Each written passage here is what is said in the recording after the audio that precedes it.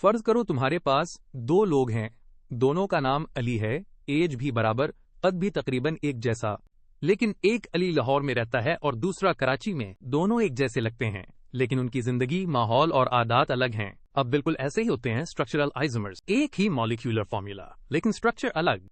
Video में आगे बढ़ने से पहले वीडियो को लाइक करें, चैनल सब्सक्राइब करें और दोस्तों के साथ ये वीडियो जरूर शेयर करें।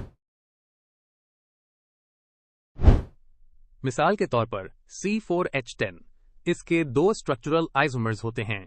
पहला है N-ब्यूटेन यानी CH3CH2CH2CH3। ये एक सीधी चेन है जिसमें 4 कार्बन एटम सीधी लाइन में जुड़े हुए हैं।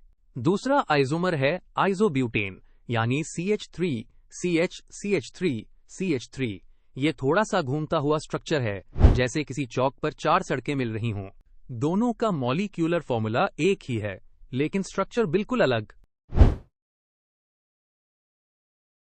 अब बात करते हैं C4H8 की। ये थोड़ा ट्रिकी है क्योंकि ये एल्कीन है जिसमें डबल बॉन्ड होता है।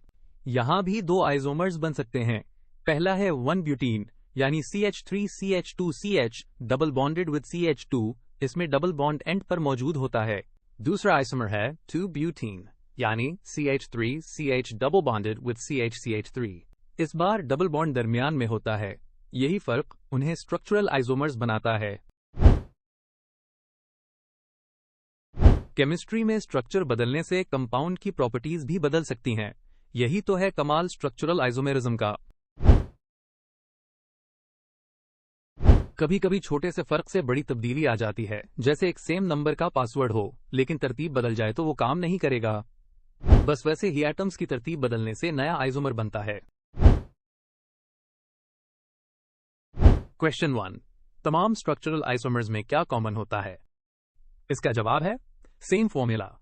क्वेश्चन 2, कौन सा कंपाउंड ब्रांच्ड चेन एल्केन है? इसका जवाब है आइसोब्यूटेन। क्वेश्चन 3, 1-ब्यूटीन और 2-ब्यूटीन में क्या फर्क होता है? इसका जवाब है डबल बॉन्ड पोजीशन।